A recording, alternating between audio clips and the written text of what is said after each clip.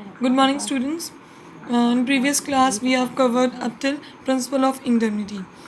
So the next principle is principle of contribution. जैसे कि नाम से आपको पता चल रहा है contribution means कोई दो कंपनीज आपस में contribute करेंगी. This principle says that if a person has taken more than one policy against his or her subject matter or any property, and if a loss or damage occur, then both the insurance companies will contribute and then compensate the actual loss only. कहने का मतलब ये है कि अगर किसी person ने एक ही सब्जेक्ट मैटर पे एक से ज़्यादा पॉलिसी मीन्स 2 या 3 लेकर रखी हुई है एक ही सब्जेक्ट मैटर पे और लॉस होता है, तो अमाउंट कितना भी उसने पे कर रखा हो, लॉस कंपनी उतना ही पे करेगी जितना उसका एक्चुअल लॉस हुआ है. दो लिया है तो दोनों कंपनीज आपस में कंट्रीब्यूट करेंगी और जितना एक्चुअल लॉस हुआ है उसको उतना ही अमाउंट दिया जाएगा. फॉर एग्ज़ाम्पल, जैसे कि एग्ज़ाम्पल आपकी बुक में भी इंक्लूड है, एक पर्सन ने 2 इंश्योरेंस कंपनी से अपने एक ही हाउस को सेम सब्जेक्ट मैटर पे 2 इंश्योरेंस कंपनी से पॉलिसी लिया. एक है ए और एक है बी. ए इंश्योरेंस कंपनी से उसने 1 लाख का लिया और बी इंश्योरेंस कंपनी से उसने 50,000 का लिया. मीन्स 1,50,000 का उसने टोटल अमाउंट अपने हाउस के अगेंस्ट फायर इंश्योरेंस पॉलिसी लिया. डैमेज हुआ, आग लगी, लॉस हुआ. अब दोनों कंपनीज दोनों कंट्रीब्यूट करेंगी और ये देखेंगी कि एक्चुअल लॉस हमारा कितना हुआ है. एक्चुअल लॉस का पता किया क्या, पता चला 75,000 का ही लॉस हुआ है. दोनों कंपनीज कंट्रीब्यूट करेंगी और दोनों मिलकर वो 75,000 रुपीज़ कॉम्पनसेट करेंगी उस इंश्योर्ड को. इसका प्रॉपर फॉर्मूला भी होता है.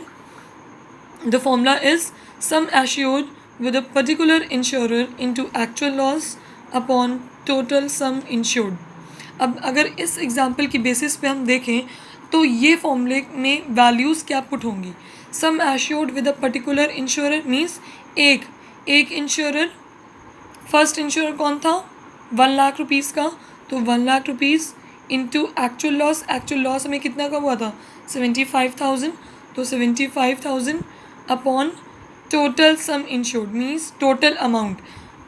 एक से उसने लिया 1 लाख का और एक से लिया 50,000 का, तो 1,50,000 अमाउंट टोटल अमाउंट हुई, तो 1,50,000. इट मीन्स 50,000 अमाउंट ये कॉम्पनसेशन ए करेगा.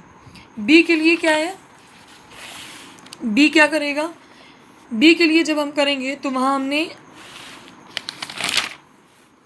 यहाँ देखिए 1 लाख रुपये हमने ऊपर रखा था सम एश्योर्ड में, लेकिन जब हम कॉम्पनसेशन बी का निकालेंगे तब हम यहाँ 50,000 रखेंगे. 50,000 ऊपर रखेंगे इनटू एक्चुअल लॉस, तो हमें 75 की का हुआ है वो रखा जाएगा upon total amount. Total amount means 1 lakh into 1 lakh plus 50,000, 1,50,000 और इसका कितना आया 25. तो कहने का मतलब ये है कि ए कंपनी जो है वो 50,000 देगी और बी कंपनी जो है वो 25,000 देगी. दोनों का मिलाकर कितना हुआ 75, और यही 75,000 इंश्योर्ड को अमाउंट पे किया जाएगा. जब हम ए का निकालेंगे तो सम एश्योर्ड में 1 लाख रखेंगे जो उसने 1 लाख रुपये पे किया था. जब हम कॉम्पनसेशन बी का निकालेंगे, बी का जब निकालेंगे तो बी ने तो 50,000 दिया था, तब हम सम एश्योर्ड में ऊपर 50,000 शो करेंगे और टोटल अमाउंट वही रहेगी और एक्चुअल लॉस भी वही रहेगा. तब दोनों का अमाउंट हमें पता ये चलेगा कि हर एक कंपनी कितना कंट्रीब्यूट करेगी. तो इस एग्जांपल में हमने देखा कि ये 50,000 देगी ए और बी हमको कितना देगी 25. दोनों मिलाकर 75,000 इंश्योर्ड को पे करेंगे. तो कंट्रीब्यूशन का मतलब यही होता है. One important thing is that कि this principle of contribution is applied only in case of marine and fire insurance. This insurance will not apply in case of life insurance. Life insurance के case में ये principle of contribution apply नहीं होता है. उसमें क्या होता है, जितने भी आपने इंश्योरर से आपने अमाउंट ले रखी है या पॉलिसी ले रखा है उतना आपको हर कंपनी अलग अलग देगी, उसमें कंट्रीब्यूशन नहीं होगा. ये सिर्फ फायर और मरीन इंश्योरेंस के केस में ही कॉन्ट्रीब्यूशन होता है। Next principle is principle of subrogation. Principle of subrogation says that कि if a person have taken a policy against any subject matter and he had get a compensation also, after that the damaged property or the damaged subject matter, the ownership of damaged subject matter will not be taken by a insured. It will be go to the insurance company. कहने का मतलब ये है कि किसी person ने अपने किसी भी प्रॉपर्टी पे पॉलिसी लिया, फायर इंश्योरेंस पॉलिसी लिया। अब घर में आग लगी, डैमेज हुआ, लॉस हुआ, कंपनी ने उसको कॉम्पनसेट भी कर दिया। लेकिन अब कॉम्पनसेट करने के बाद उस सब्जेक्ट मैटर पे, उस प्रॉपर्टी पे उस इंश्योर्ड का कोई भी ओनरशिप नहीं रह जाएगी। वो ओनरशिप किसको ट्रांसफ़र हो जाएगी? इंश्योरेंस कंपनी को। क्यों? क्योंकि अब वो प्रॉपर्टी की पूरी कॉम्पनसेशन किसने दे दिया है? कंपनी ने ऑलरेडी अमाउंट दे दिया है, इसलिए ओनरशिप अब इंश्योर्ड के हाथ में नहीं रह गई। अब ओनरशिप किसके हाथ में गई है? इंश्योरेंस कंपनी के हाथ में। और इन केस उस डैमेज प्रॉपर्टी से अगर कोई भी प्रॉफिट होता है बेचने पर, कोई पार्ट्स ऐसे थे कि जो कुछ जलने से बच गए हैं या कुछ ऐसी प्रॉपर्टी बच गई है डैमेज होने के बाद भी, तो उसका अगर प्रॉफिट होगा तो वो किसको ट्रांसफ़र होगा? वो सिर्फ और सिर्फ इंश्योरेंस कंपनी को ही ट्रांसफ़र होगा। अब इंश्योर्ड पे उसका कोई भी हक नहीं रह गया, कोई भी ओनरशिप नहीं रह गई है। फॉर एग्ज़ाम्पल, एक पर्सन है, उसने अपने घर के अगेंस्ट, अपने हाउस के अगेंस्ट फायर इंश्योरेंस पॉलिसी लिया। घर में आग लगी, कंपनी ने उसको 1 लाख रुपये का उसका डैमेज हुआ और कंपनी ने उसे 1 लाख रुपये दे भी दिया। अब वो हाउस की ओनरशिप इंश्योरेंस कंपनी को चली गई। इंश्योरेंस कंपनी के मेंबर्स आए, उन्होंने देखा कि कुछ सामान हैं जो अभी भी बाकी रह गए, उसको उन्होंने मार्केट में सोल्ड किया। मार्केट में सोल्ड करने के बाद उसमें से 10,000 रुपीज़ का कुछ प्रॉफिट आया। अब ये प्रॉफिट किसको जाएगा? ये इंश्योरेंस कंपनी को जाएगा, ना कि इंश्योर्ड को, क्योंकि ओनरशिप अब इंश्योरेंस कंपनी के हाथ में चली गई है। तो ये होता है प्रिंसिपल ऑफ सब्रोगेशन।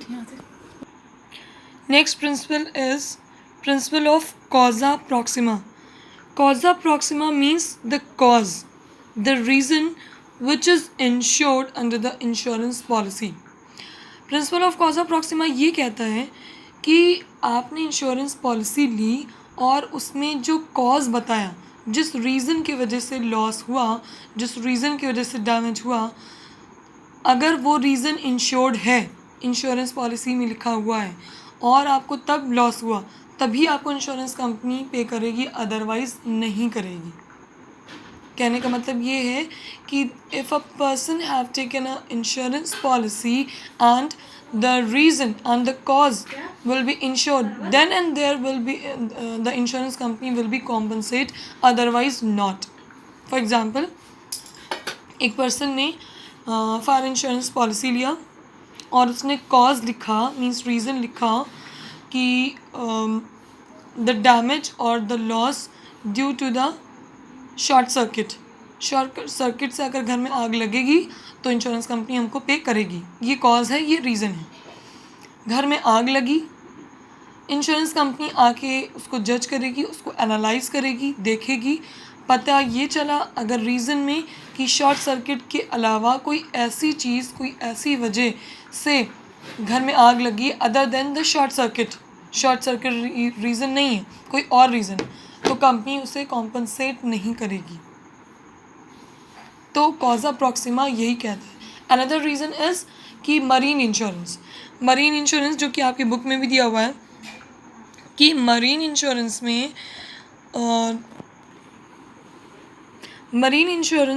एग्ज़ाम्पल ये है कि अगर कोई marine insurance means the insurance through under the water, या जब हम वाटर ट्रांसपोर्ट कर रहे होते हैं तो हम मरीन इंश्योरेंस पॉलिसी लेते हैं। उसमें किसी ने इंश्योरेंस पॉलिसी ली और रीज़न दिया कि अगर फ्लड आ गया या शिप में पानी आ जाएगा तो कंपनी हमें कॉम्पनसेट करेगी, ठीक। रीज़न हो गया, कॉज हो गया।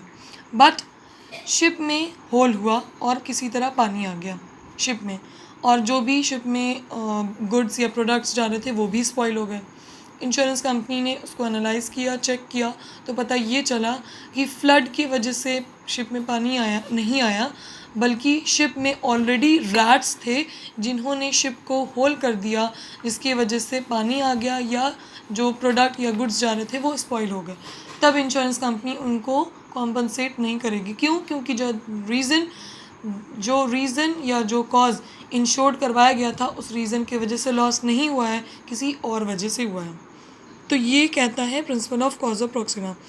One more thing important is कि this principle of cause proxima is only applied in case of fire and marine insurance only. This principle is not apply in case of life insurance. Life insurance में cause proxima principle हमारा apply नहीं करेगा. Next principle is principle of mitigation of loss. The next principle is principle of mitigation of loss. Mitigation of loss means कि हर वो कोशिश करना जिससे हमारी प्रॉपर्टी में लॉस कम से कम आए. ये प्रिंसिपल मिटिगेशन ऑफ लॉस ये कहता है कि अगर आपने अपनी प्रॉपर्टी या अपने सब्जेक्ट मैटर पे कितनी भी insurance policy more than one लेकर रखा है, लेकिन आपको अपनी प्रॉपर्टी, अपने सब्जेक्ट मैटर की क्या करना है, टेक केयर करना है, उसकी रखवाली करना है. कोई भी ऐसा काम नहीं करना है जिसके वजह से जानबूझकर वो डैमेज हो या आपकी प्रॉपर्टी लॉस में जाए. ऐसी कोई भी काम नहीं करना है. उसकी देखभाल करना है, उसकी टेक केयर करना है, उसको केयरिंग करना है. मिटिगेशन ऑफ लॉस यही कहता है कि आपको ज़्यादा से ज़्यादा ये कोशिश करना है कि आप टेक केयर करें, उसकी केयरिंग करें, ताकि लॉस होने के चांसेस कम हो, डैमेज होने के चांसेस कम हो. अगर आपको याद हो तो मैंने आपको बताया था प्रिंसिपल ऑफ इंश्योरेबल इंटरेस्ट. उसमें मैंने आपको यही बोला था कि उसमें जिस सब्जेक्ट मैटर को आप इंश्योरेंस पॉलिसी लेने जा रहे हैं उसमें आपका क्या होना चाहिए, insurable interest means personal interest. और पर्सनल इंटरेस्ट इसमें किस में होगा, जिस पे आपकी ओनरशिप होगी. वही प्रॉपर्टी या वही सब्जेक्ट मैटर जिस पे आपकी खुद की ओनरशिप होगी, आपका खुद पर्सनल इंटरेस्ट होगा, उसी को आप बचाने की कोशिश करेंगे. किसी बगल वाले की आग लग रहा हो तो उसमें कोशिश हो सकती है ज़्यादा हो, लेकिन अगर आप घर में आग लग जाए इन केस, तो भाई सभी कोशिश करेंगे कि हमारा घर बचे. तो अपनी पर्सनल प्रॉपर्टी की जितनी लोग रखवाली करते हैं उसकी किसी अदर प्रॉपर्टी की नहीं करेंगे. तो इसीलिए कहा गया था ये प्रिंसिपल कि इंश्योरेबल इंटरेस्ट होना चाहिए. अब मिटिगेशन ऑफ लॉस ये कहता है कि हमें हर कोशिश करनी चाहिए ताकि हमारे लॉस होने के चांसेस, हमारे डैमेज होने के चांसेस कम हो जाए.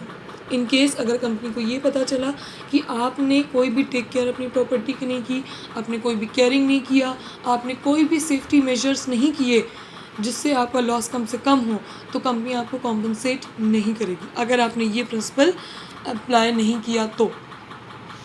फॉर एग्ज़ाम्पल एक पर्सन है, उसने अपने ऑफिस के अगेंस्ट फायर इंश्योरेंस पॉलिसी ले कर रखी है. उसने ना फायर एक्सटिंग्विशर लगाया है, उसने कोई सेफ्टी मेजर्स नहीं किए, आग लगने दिया, कोई भी उसमें कोशिश नहीं किया कि कम से कम लॉस हो. इंश्योरेंस कंपनी आई, उसको पता चला कि इंश्योरेंस पॉलिसी लेने का मतलब ये नहीं कि आप एकदम उसको ओपनली छोड़ दें, लॉस होने दें, डैमेज होने दें.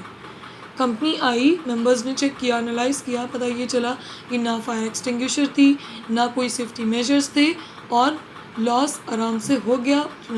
ऑफिस में फायर लग गई बहुत आराम से, और इन्होंने कोई भी कोशिश नहीं की, कोई भी रखवाली नहीं की, तो कंपनी आपको कॉम्पनसेट नहीं करेगी. क्यों? क्योंकि आपने ये principle mitigation of loss apply ही नहीं किया.